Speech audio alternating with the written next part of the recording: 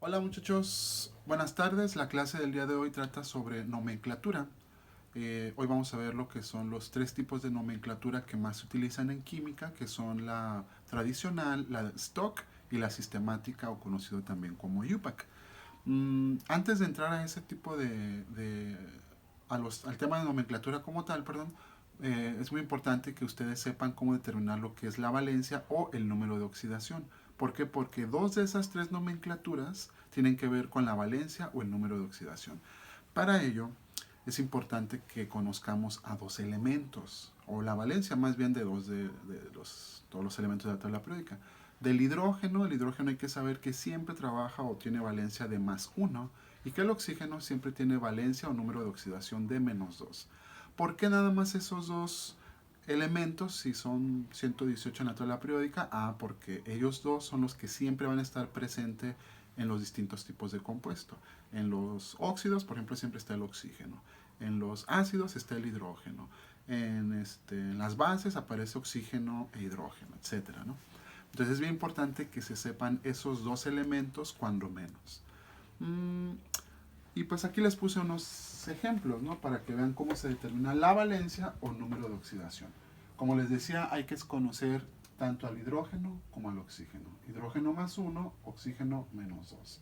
Entonces, una vez que tú ya conoces estos dos elementos, por deducción, tú puedes sacar lo que es la valencia de los demás elementos. Por ejemplo, aquí yo tengo hidrógeno y cloro.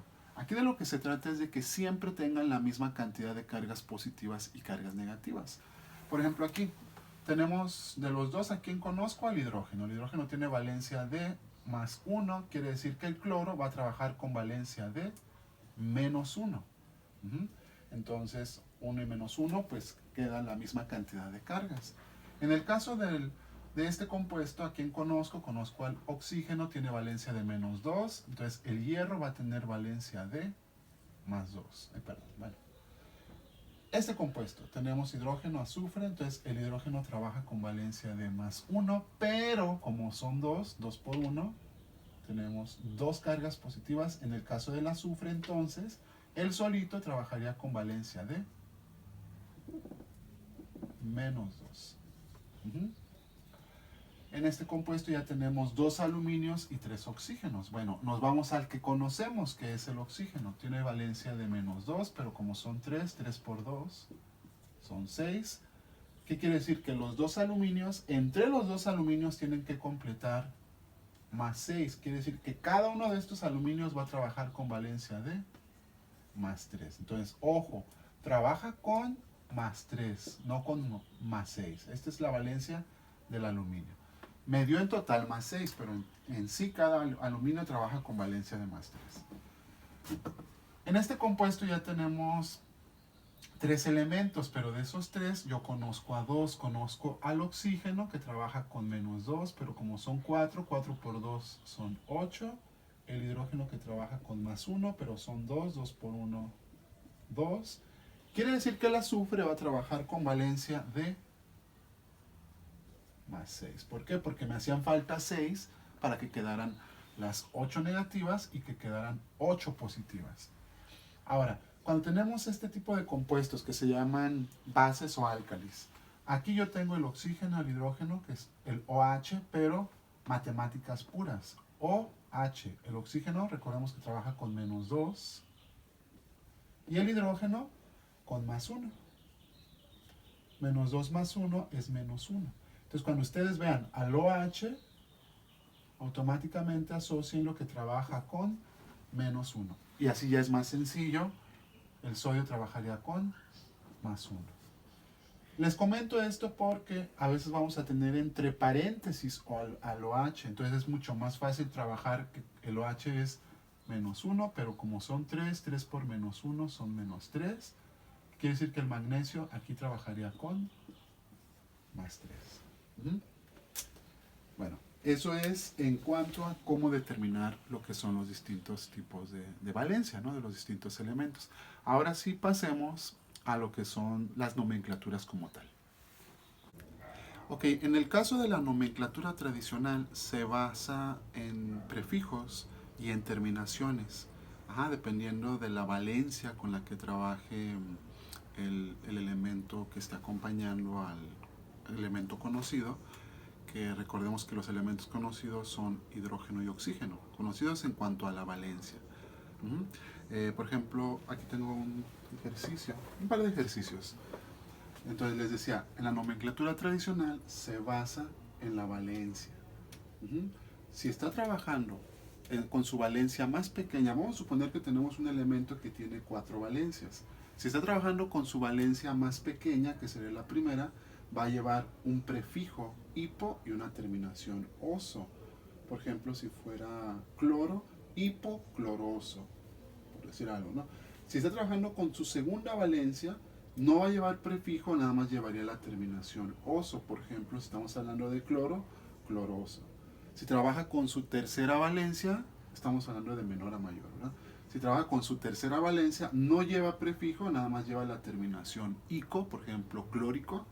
O si está trabajando con su valencia más grande de las 4, con su cuarta valencia, llevaría el prefijo per y la terminación ico. Ajá, por ejemplo, perclórico, por decir algo. Un ejemplo que tengo aquí es el de estos dos ácidos. Estos dos son ácidos porque llevan hidrógeno al principio. El cloro es polivalente, que quiere decir que puede trabajar con valencia de más 1, más 3, más 5 y más 7.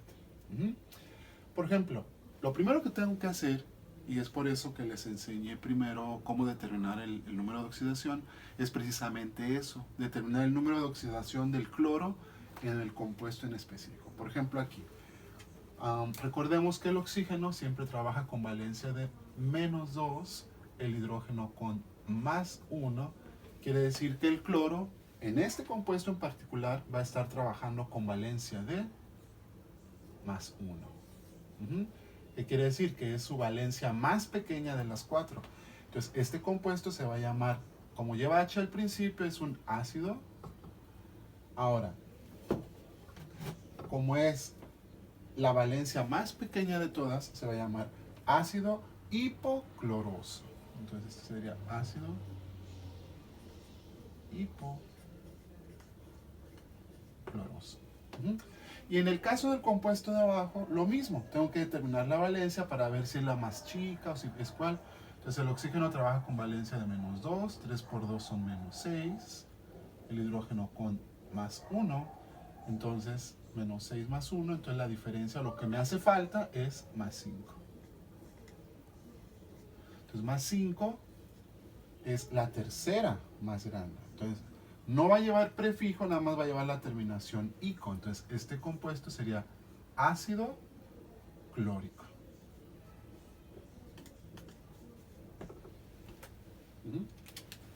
Entonces así es como se va a estar trabajando con lo que es la nomenclatura tradicional. Ahorita les puse como ejemplo un ácido, pero también aplica para óxidos, para otro tipo de compuestos, ¿ok?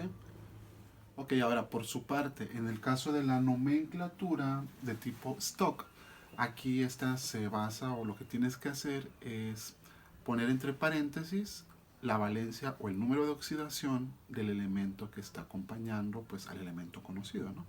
Entonces aquí es importante que recordemos que se pone la valencia pero en número romano. Para eso les puse aquí dos pequeños ejemplos. Ajá. Por una parte tenemos este compuesto que es óxido de hierro. Aquí no se le da ninguna terminación ni nada raro, nada se le da el nombre, óxido de hierro. Pero, ¿con qué valencia está trabajando el hierro? También hay que saber determinar la valencia, el número de oxidación. Recordemos que el oxígeno trabaja con menos 2, pero como son 3, 3 por 2 son 6. ¿2 por cuánto para que me dé más 6 en total? Pues 2 por más 3. ¿Qué quiere decir? Que el hierro está trabajando con valencia de 3. Entonces se va a llamar óxido de hierro, y aquí le pongo el 3 en romano.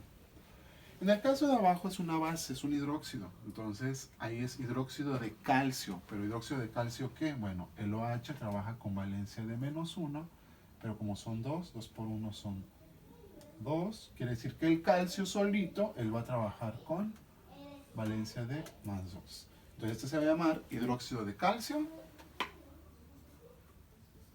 y le ponemos pues ahí su respectivo 2 romano. Muy bien, muchachos, y por último tenemos la nomenclatura conocida como sistemática o también conocida como nomenclatura UPAC, que esa se basa en anteponerle un prefijo dependiendo del número de átomos que tenga de cada uno de los componentes que están en la molécula, ¿no? Como aquí lo tenemos. Lo que les decía, la sistemática UPAC es en base al número de átomos que se forman o que están conformando lo que es la molécula. Por ejemplo, los prefijos que se utilizan es, si tiene un solo átomo, se le llama mono, dos, di, tri, tetra, penta, hexa, hepta, octa, nona, deca, etc. Aquí les puse dos ejemplos muy sencillos, un óxido y una sal. En el caso del óxido, este óxido sería, como tiene 3 oxígenos, sería entonces trióxido. Vamos para acá. Trióxido de tiene 2 níquel, entonces sería de diníquel. Y este por su parte tiene 4 cloros, entonces como tiene 4 se le llama tetracloruro.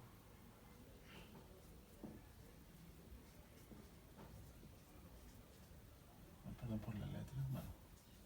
D y la C es carbono. Se le puede llamar tetracloruro de monocarbono o nada más tetracloruro de carbono. Cuando hay uno, no importa, no se tiene que poner forzosamente el prefijo.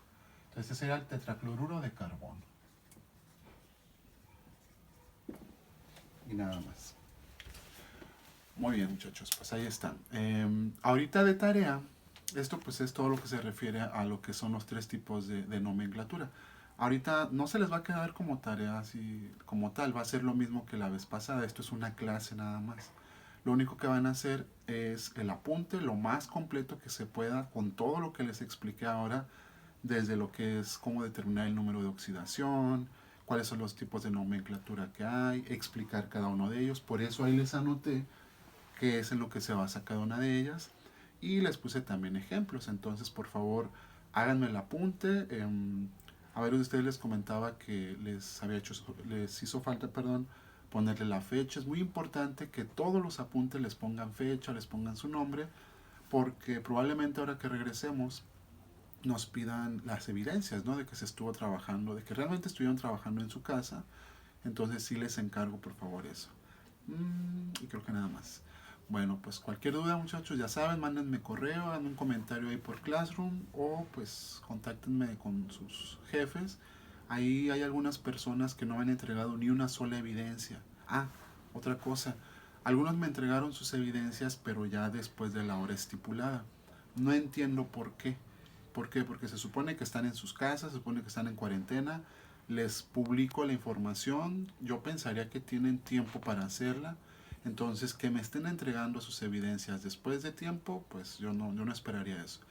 Em, solamente les voy a dar chance una vez de que me entreguen un trabajo después de tiempo. Se los voy a aceptar, pero les va a valer la mitad. Después de eso, si me vuelven a entregar un trabajo otra vez después de la fecha o de la hora estipulada, no se los voy a valer. Por muy bonito que esté, por muy bonito que nada. Entonces, la verdad no esperaría que estén fallando. ¿Por qué? Porque no les estoy poniendo trabajos para que me los entreguen el fin de semana o a la hora siguiente. O sea, les estoy dando chance de que los entreguen un poquito más o más tiempo del que normalmente se les da, precisamente pensando en que me lo entreguen a tiempo. Entonces, si no lo están haciendo, pues ahí sí, sorry, ¿verdad? Y pues creo que eso sería todo, muchachos. Nos vemos en el próximo video, que seguramente ya va a ser para entrar a nomenclatura específicamente de cada uno de los distintos compuestos, ¿ok? Bueno, nos vemos.